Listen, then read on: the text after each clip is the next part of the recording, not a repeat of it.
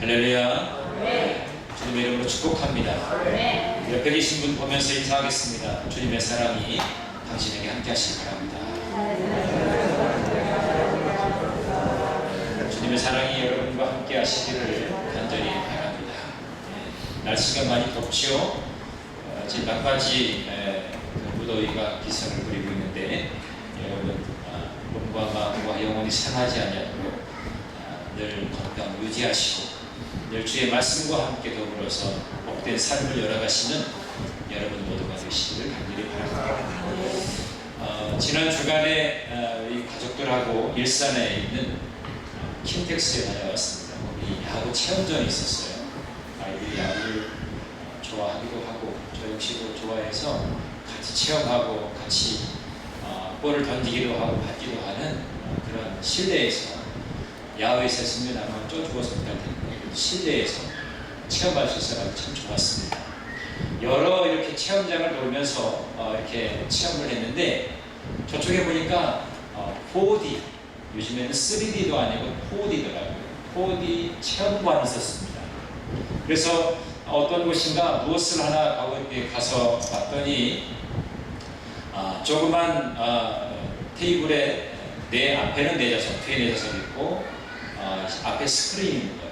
그리고 4D 안경을 딱 끼면 그 앞에 스크린 나오는 것이 우리가 안경을 안 쓰고 볼 때는 뭐 이상하게 보이는데 그 안경을 쓰게 되면 입체적으로 보이는 거죠. 그래서 현실 가운데 가상현실이 내 앞에 바로 보이는 겁니다.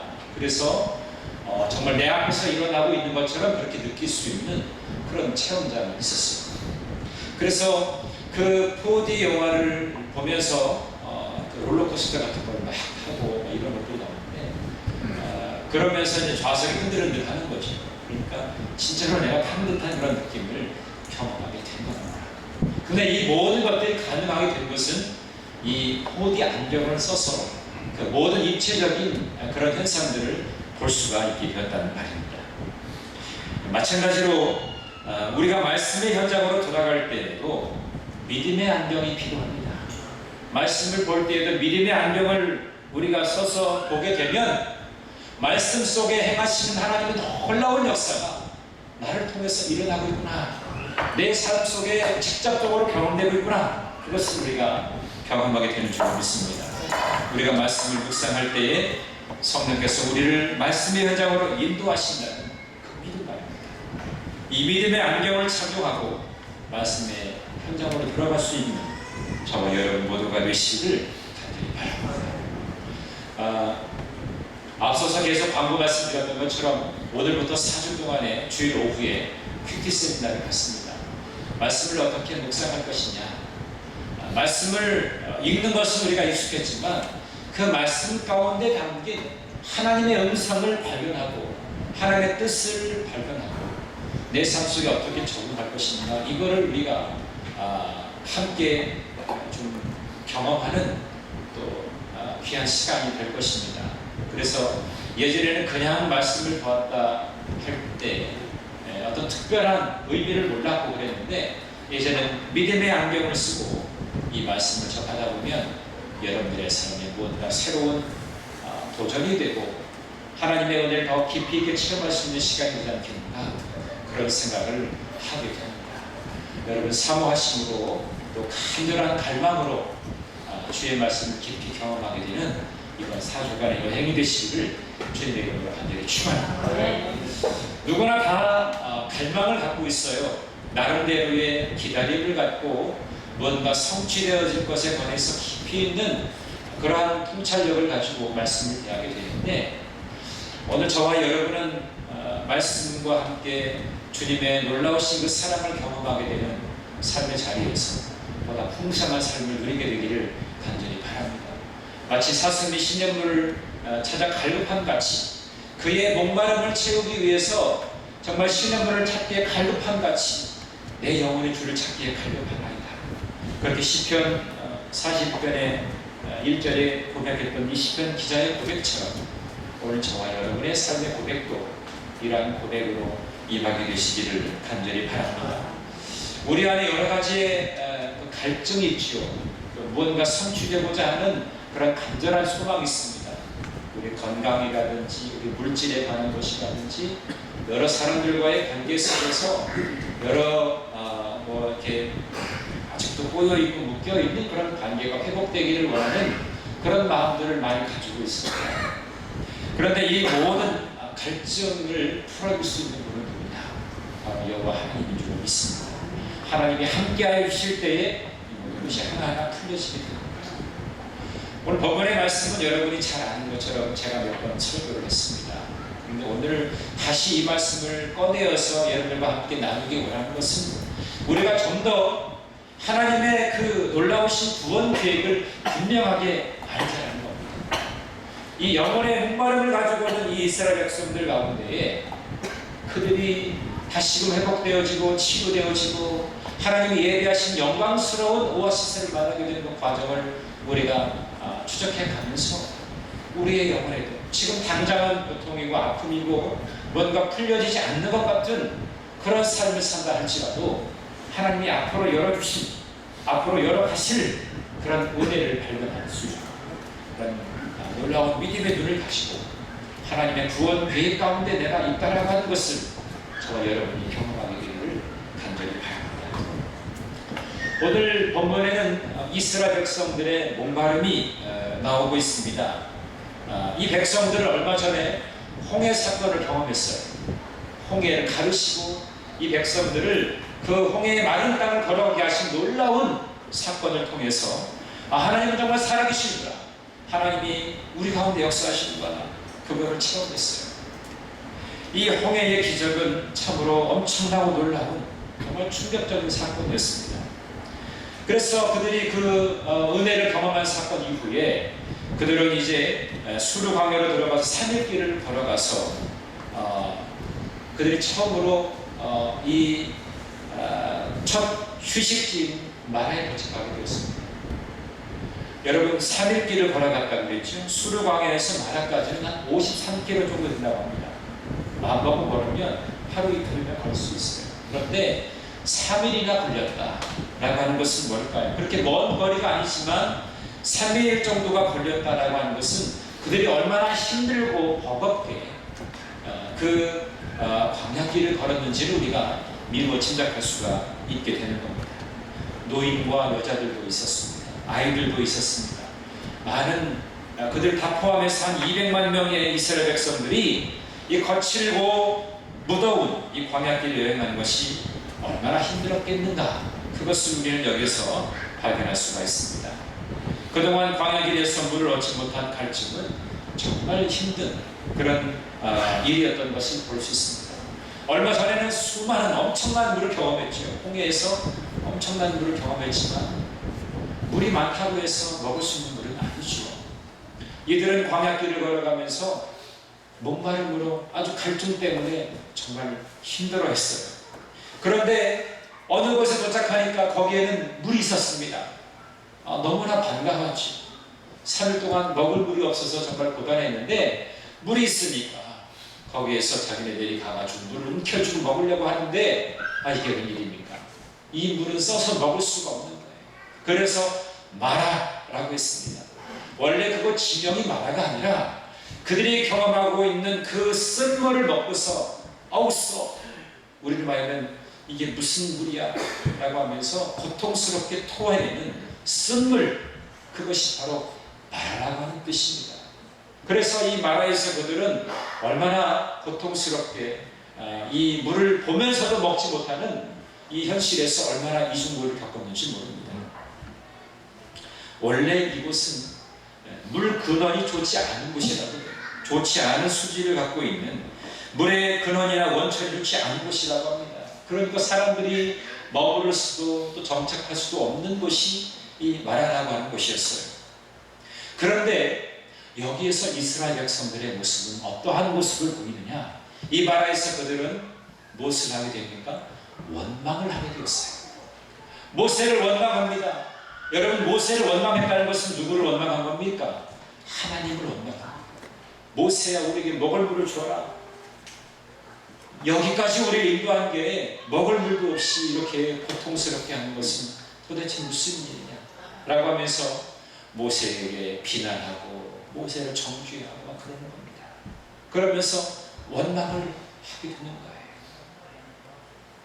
지도자를 원망하고 하나님을 원망하게 되는 것이었습니다.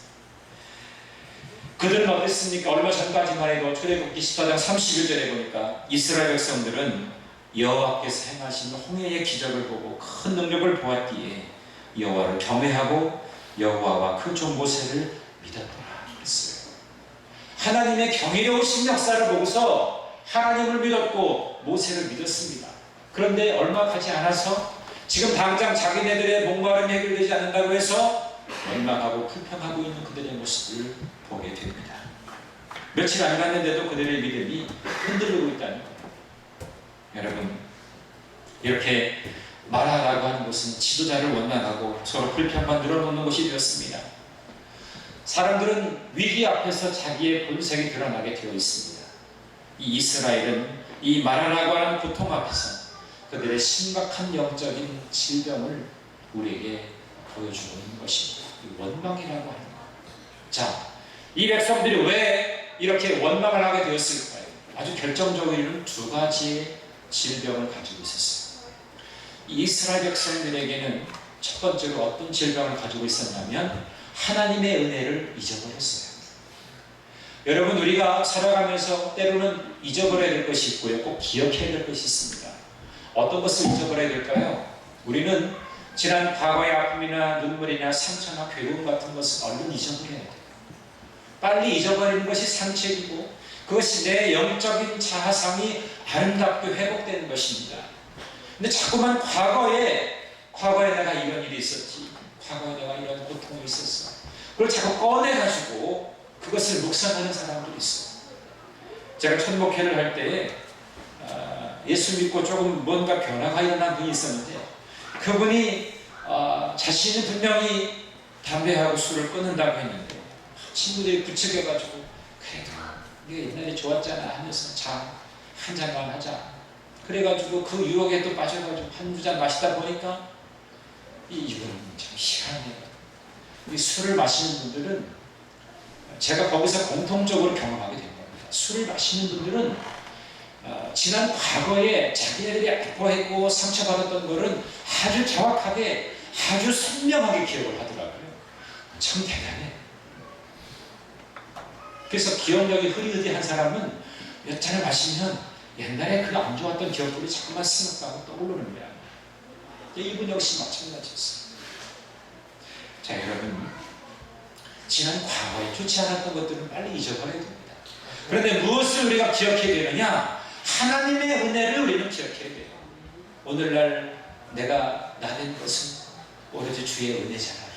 오늘 이 자리에 하나님 앞에 예배하는 자리에 서 있는 나도 하나님의 은혜로 가능하게 되는 건 아닙니다. 나를 지켜주셨고 나를 인도하여 주셨고 모든 나의 삶의 발걸음 가운데 하나님이 동행하여 주셨기 때문에 내가 이러한 건강하고 아름다운 모습으로 하나님 앞에 예배하는 자가 되지 않았습니다. 하나님의 은혜를 늘 기억해야 돼요. 은혜를 받는 것도 중요하지만 은혜를 사모하고 은혜를 늘 유지하는 것은 더 중요한 거예요. 우리 믿음의 사람에게 있어서 은혜는 정말 중요한 것입니다. 여러분, 우리는 믿음의 사람들은 은혜를 먹고 사는 사람들이에요. 그래서 은혜를 늘 기억해야 됩니다. 여러분, 힘들 때마다 나를 위해서 함께 기도해 주었던 믿음의 동역자도 있습니다. 내가 은혜 받은 사실과 내 삶 속에 일하셨던 그 하나님의 손길을 늘 기억해야 됩니다. 제가 가끔 가다가 기억나는 분이 계세요. 저는 그 천목회의 추억이 참 많거든요. 그 가운데 제가 천목회를 갔을 때 교인이 딱 한 분이셨어요. 할머니 권사님인데 그분은 성경을 잘 읽지도 못하세요. 그런데 가방에다가 성경을 꼭 가지고 오신 분인데 성경을 펴서 몇 장 몇 절을 얘기해도 그분은 모르세요. 그냥 펴는 신음만 하는 거죠. 어떤 때는 제가 내려가서 성경을 찾아서 이렇게 보여드리기도 하고 그랬던 겁니다. 근데 그분을 기억할 때 정말 아름다운 추억은 뭐냐면 저희가 그 교회가 동산교회였는데 진짜 동산 위에 있는 교회였습니다. 교회에서 바라보면 동네가 다 이렇게 훤히 보여요. 한 26가구 정도가 이렇게 쭉 있고 그 위에 꼭대기에 정말 동산 위에 있는 교회가 동산교회였던 것 같아요. 근데 저희가 이제 교회가 세워지기 전에 주택에서 예배드리고 그랬는데 여러분 상상을 해보시기 바랍니다. 언덕 위에 주택이 하나 있는데 저희가 저녁에 있을 때는 항상 불이 켜 있잖아요. 그런데 저희가 이제 어디 먼 곳에 가게 돼서 늦게 오는 경우가 있으면 불이 늦게까지 이제 꺼져 있잖아요. 그랬다가 저희가 들어오게 되면 불이 켜집니다.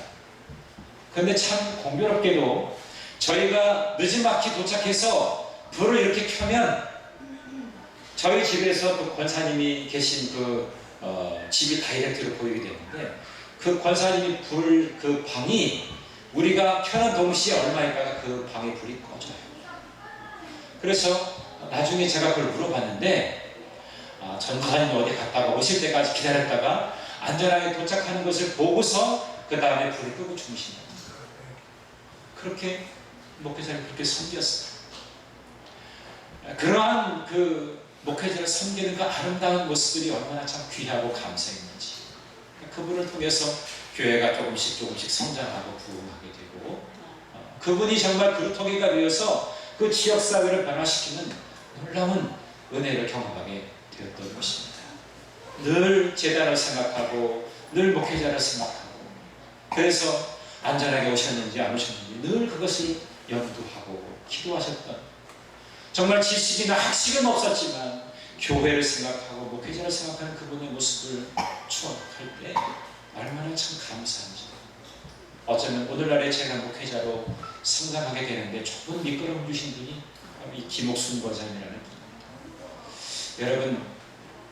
여러분 나름대로도 하나님께로부터 경험하게 된 은혜가 있을 겁니다. 말씀을 읽는 중에, 말씀을 듣는 중에 내가 누군가에게 복음을 전하다가 하나님의 놀라운 은혜를 경험한 것이 있으면 그 은혜를 늘 기억할 수 있게 되기를 간절히 바랍니다. 그것이 여러분의 삶을 더 견고하게, 위기의 때 여러분을 지탱해 줄 수 있는 좋은 계기가 되기 때문인 줄 믿습니다. 근데 오늘 이스라엘 백성들은 어땠습니까? 자신들을 출애굽하게 하셨고 또 홍해를 안전하게 건너게 하신 그 하나님의 은혜를 이 마라 앞에서 순식간에 잊어버리고 있는 거예요. 자신들의 필요가 채워지지 않는 그 고통의 현실 속에서 하나님을 원망하고 있는 것이죠. 그래서 그 베푸신 은혜를 잊어버리니까 불평의 소리만 더 크게 된다는 겁니다. 여러분 꼭 기억하시기 바랍니다. 우리가 하나님의 은혜를 잊어버리게 되면 불평거리가 많아져요. 하나님의 은혜를 자꾸만 잃어버리게 되면요, 내 안에 자꾸만 불평거리만 쏟아지기 시작한다는 거예요. 자꾸 화가 나고 불평이 많아지고 원망이 높아집니다. 그리고 섭섭한 겁니다. 제가 늘 말씀드리죠. 우리가 쫓아내릴 마귀 중에 가장 무서운 마귀가 섭섭 마귀. 성도들 간에, 성도와 목회자 간에 뭔가 섭섭한 거예요. 이 섭섭 마귀는 성령께서도 참 역사하시고 아주 섭섭하다고 느끼는 거죠. 그런데 하나님의 은혜를 경험하게 되면, 하나님의 은혜를 기억하게 되면 이 모든 것들은 자연스럽게 사라지게 됩니다. 그런데 하나님의 은혜가 자꾸만 잊어지게 되면요, 불평의 소리가 커지게 되고 정말 화가 나고 자꾸 뭔가 섭섭한 것만 찾게 된다는 거예요. 오늘 여러분 나의 모습이 이 마라 앞에서 하나님의 은혜를 잊고 불평하고 있는 이 이스라엘 백성들의 모습은 아닌지 다시 한번 여러분 스스로를 점검하게 되기를 간절히 바랍니다. 하나님의 은혜를 꼭 기억하자. 그런데 이 백성들은 그 하나님의 은혜를 잊어버리고 있었던 거예요. 두 번째로 뭐냐면 이 백성들은 상당히 조급했습니다. 지금 당장 놓여있는 현실 가운데 자기네들의 목마름이 채워지지 아니하니까 그들은 조급함을 견디지 못했습니다. 그러니까 원망하게 됐던 것이죠. 어떤 일을 함에 있어서 그 일을 그르치게 되는 결정적인 계기가 바로 조급함입니다. 조금만 참고 기다리면 되는데 참지 못하고 서두르는 거예요. 그러다 보니까 일을 그르치게 되기도 하고 또 다른 사람들에게 상처를 주기도 하고 뭔가 이야기를 하고 대화를 충분히 나누다 보면 풀 수 있는 해결점이 되는데 내가 먼저 그렇게 생각해버리는 거예요. 조급한 마음으로 내가 스스로 결론을 짓고 마는 겁니다. 그러니까 사람과의 관계 속에서도 이게 틀어지기 시작하는 거죠. 오늘 이스라엘 백성들의 모습을 보십시오. 그들은 하나님의 일하심을 그들은 기다리지 못했습니다. 저는 여기서 집을 나간 둘째 아들을 기다리는 그 아버지 모습을 떠올리게 됩니다. 집 나간 아들은 아버지의 분깃을 가지고 나갔어요. 사실은 아버지가 살아있는데 자기의 분깃을 다 나가는 것은 뭐냐면 아버지 빨리 죽으시오, 이런 뜻의 의미를 하고 있는 거예요. 그런 배은망덕한 그 아들이 집을 나갔어요. 그런데 이 아버지가 어떻습니까? 집을 나간 그 아들이 돌아오기를 늘 기다립니다. 오늘이 나올까? 내일이 나올까? 늘 문을 열어놓고 밖에 나가서 기다리고 있는 것이 아버지의 마음입니다. 아마 우리 같으면 너 집 나갔지? 들어오기만 해. 들어오지도 않을 것 같은데 그러면서 아예 그냥 결론을 내죠. 너는 이제 내 자식이 아니다. 너와 나 사이는 부모와 자식 간에 이제 연을 끊었다. 이렇게 아마 결론을 내릴 겁니다. 그러나 이 아버지는 그렇게 하지 않았습니다. 언제 나올까? 언제 나올까? 오늘일까 내일일까? 문을 열어놓고 밖에 나가서 기다리고 있는 그 아버지의 모습을 우리가 볼 수 있어요. 그러나 이 백성들은 그 기다리시고 또 그들을 위해서 가장 귀한 것을 준비해 놓으신 그 아버지의 마음을 깨닫지 못하고 그들은 결론을 내리게 되는 것입니다. 마라에서 엘림까지는 10km 정도밖에 되지 않습니다. 걸어가면 몇 시간이면 갈 수 있는 곳이에요. 마라에서 그들은 원망하고 있었지만 하나님은 마라 건너편에 엘림을 준비하고 계셨습니다. 그것은 오아시스예요. 물이 샘솟는 곳이었습니다. 그들이 편안하게 쉴 수 있는 그러한 종려나무가 있는 곳이었어요. 요즘 같으면 하나님께서 문자를 보내서 야 조금만 있어라. 얼마만 가면 너희들이 엘림에 갈 수 있다. 하나님께서 문자를 보내실 수도 있었을 텐데 그때는 그런 수단도 없었어요. 그런데 오히려 그것이 그들을 테스트하고 점검하는 계기가 된 줄 믿습니다. 조급한 그들은 하나님께서 일하심을 그들은 경험하지 못했습니다. 깨닫지 못했습니다. 얼마 후면은 정말 좋은 것이 그들에게 임하게 되는데 그들은 그것을 예측하지 못하고 자기네들의 지금 이 현실 앞에서 당하고 있는 고통 가운데에 죽겠다고 원망하고 불평하고 그렇게 조급함을 늘어놓는 것입니다. 여러분, 청교도들이 함께 인사를 나눴던 그 인사가 있습니다.